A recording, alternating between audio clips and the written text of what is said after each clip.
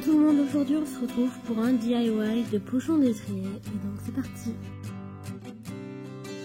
Vous aurez besoin d'une paire de ciseaux, de fils et d'une aiguille, du tissu. Alors moi j'ai décidé d'utiliser les chutes de bande que j'avais découpées parce qu'elles étaient trop longues, et un tissu zébré. Vous aurez également besoin d'un crayon et de vieux lacets.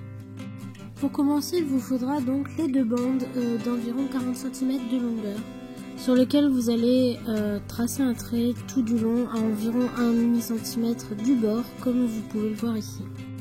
Ensuite, placez les deux bandes de telle sorte que l'on voit donc le trait à l'extérieur, donc des deux côtés, comme vous pouvez le voir ici.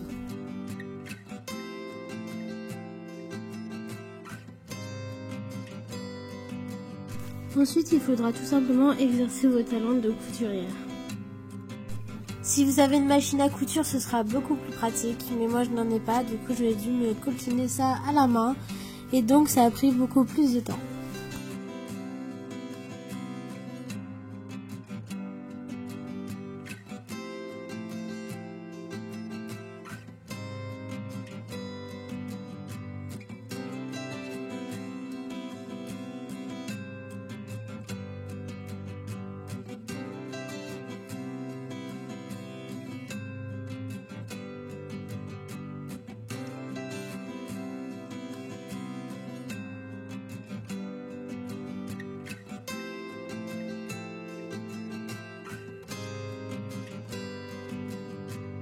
Voilà ce que vous devez obtenir à la fin de la couture.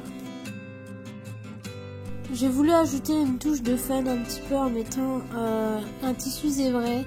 Vous pouvez également le coudre directement entre les deux bandes orange, en fait tout simplement en faisant de la même manière qu'avec les deux bandes orange que j'ai fait précédemment. Mais moi je l'ai cousu par au-dessus pour cacher entre guillemets la liaison entre les deux bandes orange. Encore une fois, j'utilise un feutre pour tracer une ligne afin de coudre plutôt droit.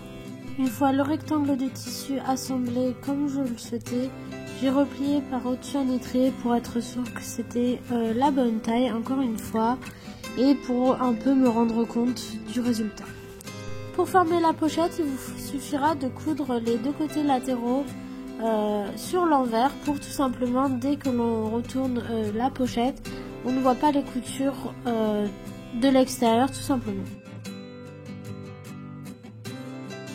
Enfin, il vous faudra coudre une genre de petite rigole comme vous avez sur vos capuches pour y passer le cordon. J'ai utilisé ici comme cordon des anciens lacets à chaussures pour optimiser au maximum mon recyclage. La dernière étape de ce DIY sera de nouer le lacet pour ne pas les laisser filer à l'intérieur. C'est vraiment très contraignant après d'aller le rechercher.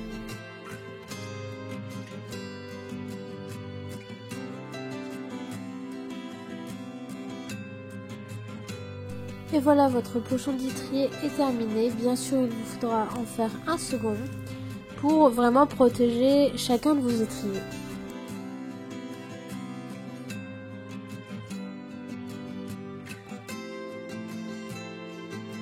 Dans mon cas, l'utilité des pochons d'étrier est un peu moindre puisque ma selle en cuir est un peu vieille et que mes étriers sont en plastique. Mais pour celles et ceux qui ont une selle en cuir et des étriers en fer ou en aluminium, cela protégera vraiment davantage votre selle.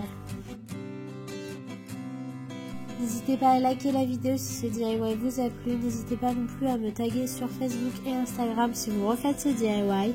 Je vous retrouve très bientôt pour une prochaine vidéo. Ciao!